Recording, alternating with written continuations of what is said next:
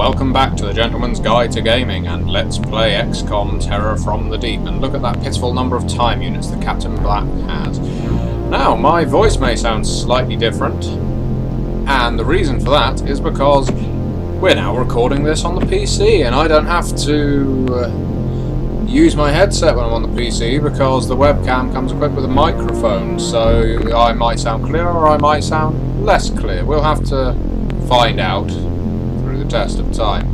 Now, Flash Gordon can see a tentacular but has no line of fire. Whatever shall we do? Well, fortunately Flash Gordon is equipped with a rather fantastic, rather splendiferous torpedo launcher. Now, I'm aware that the damage caused by these things can be quite immense. No, I think that did it. And we're loading again. Speaking of loading again, I understand there is a Let's Player going around who has somehow completed XCOM in, I think, 60-odd videos. The jammy bastard. But I also understand that he did an awful lot of reloads whenever he lost or something. You know, I don't know, I didn't watch it. But you may recall that our intention on this colony mission is not to just get to the Sonomian device and destroy it and then escape, because when doing that we always come away with less than what we went in with. We always lose ammunition, aquanauts, weaponry, and aside from what we can pick up, we don't leave the colony with any further equipment, any equipment that we've left laying around. Oh, Kaelrim very nearly just got killed there, or stunned by a lobsterman, so I think it's time to make some bisque. Now, I've heard it called bisque, biscuit, bisque. Either way, what it is a dead lobsterman. Kaelrim, having performed rather fantastically on the surface, now having his skills truly put to the test on the lower level of the alien colony. So I suppose what we should do is divide our squad into two groups and send half across the first floor, the top floor, and another half across the next floor down. I believe there are 3 floors to an alien colony, and everyone can join together on the last floor. Fortunately, Kenneth Williams is a much better character in the second level of the colony, as is Captain Spaulding, because there are no enemies that use molecular control on us in the second level of the colony mission. It seems only Tassoff and Aquatoids do it, and it looks like 150 Booyah Dragon is still invisible. I do hope that that bug will sort itself out by the end of this mission. Otherwise, it is a neat little feature that 150 Booyah Dragon has gained. I think that's everyone.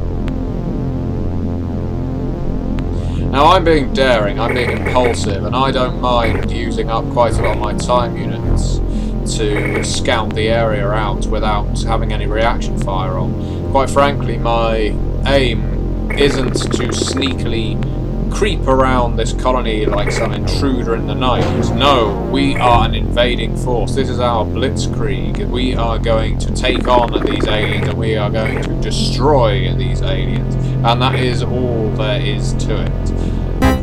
Which is why we are using up our time units, because we do want to scout around. We want to find every last alien that may be hiding in a nook, a cranny, or small room, and we wish to destroy that alien. And the alien shall fear us. And it doesn't look like the lobsterman has a weapon, but I guarantee he's probably got grenades on him. Now, the lobsterman probably can't throw that far, and how easy is it to throw when you have a pincer instead of a hand? Either way. Oh, we must have missed Phil Hartman. Oh, sorry, Hartman's Graaah. On the last turn. But it's good to see he's not that far away. I think if he joins up with where Kenneth Williams is, so that we always have a couple of aquanauts together, quite vital. If one of them gets turned into a tentaculat, we need to put the zombified aquanaut down pronto. There may be some more aliens hiding around that corner. Nothing that Kenneth can see. No, matron, yes.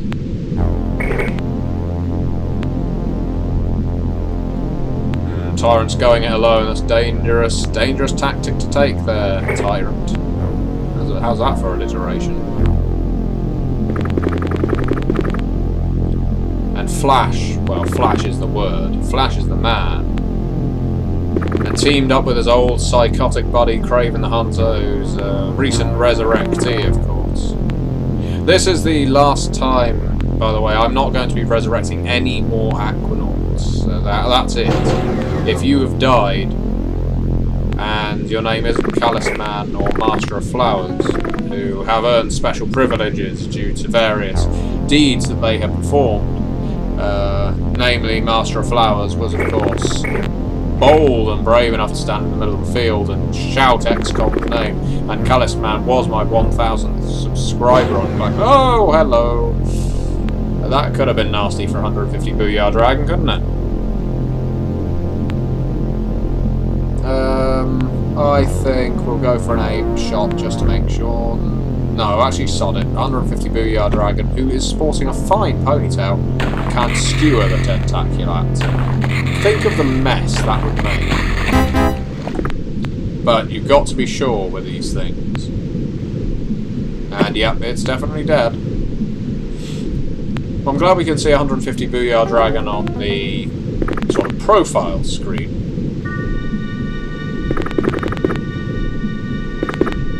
Room's clear! We're going to take a SWAT-like approach, I think.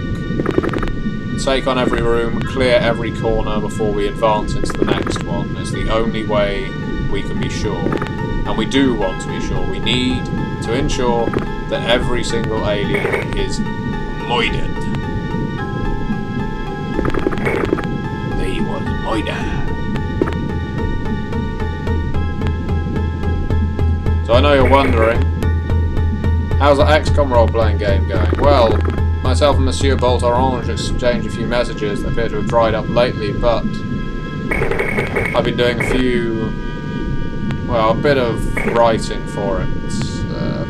Currently the book is set out in the way of setting, rules, character creation, combat, and organisations, aliens, and GM's guide, essentially, all in one book.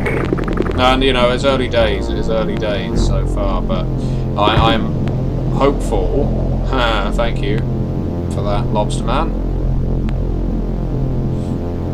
But goodbye, Mr. Oh, well, that's a bit better, Flash, now. Hide your shame. Yes, early days. And of course, we, if it's to be a... Oh, hello.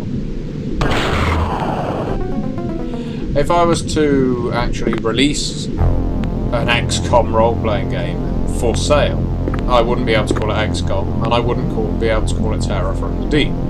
I wouldn't be able to call it anything to do with this, and I wouldn't be able to use any of the names from the game, well, except for the ones that we've thrown in, which is every single Aquanaut name. Providing we don't name any of the characters after established characters from other mythoses.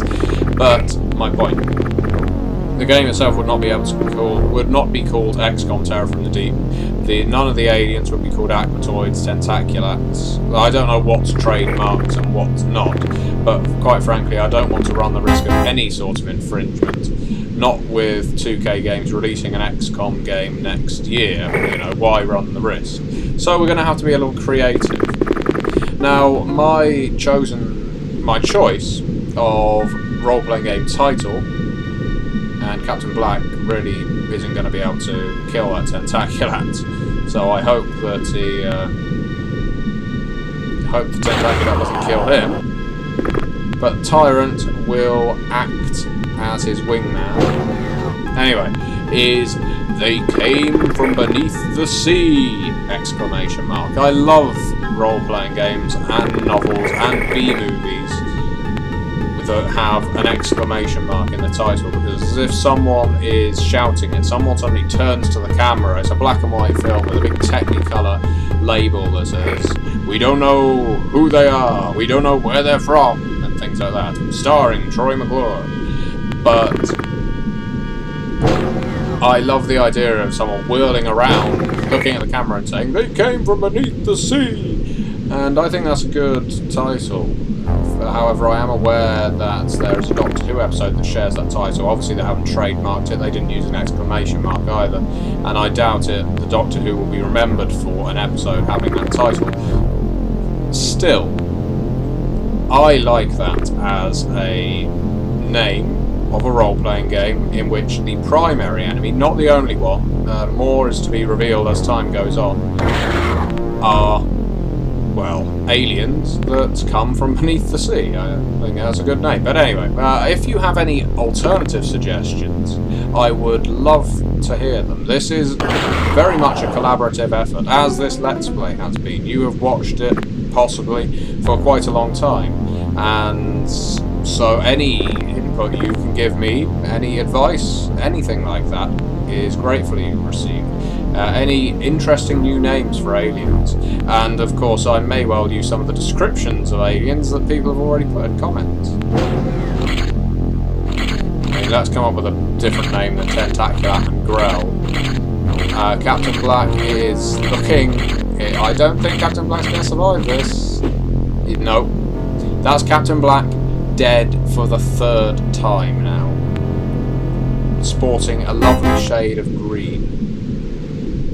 Well, alas, poor Captain Black. We knew him, Horatio.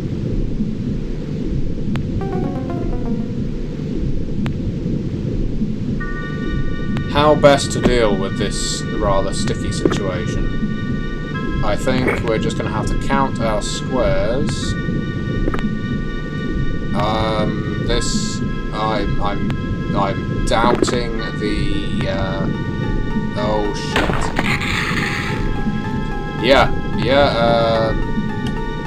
Captain Spaulding, you are going to have to do something pretty bloody fantastic. Fortunately, you may well have the time units to do said fantastic thing.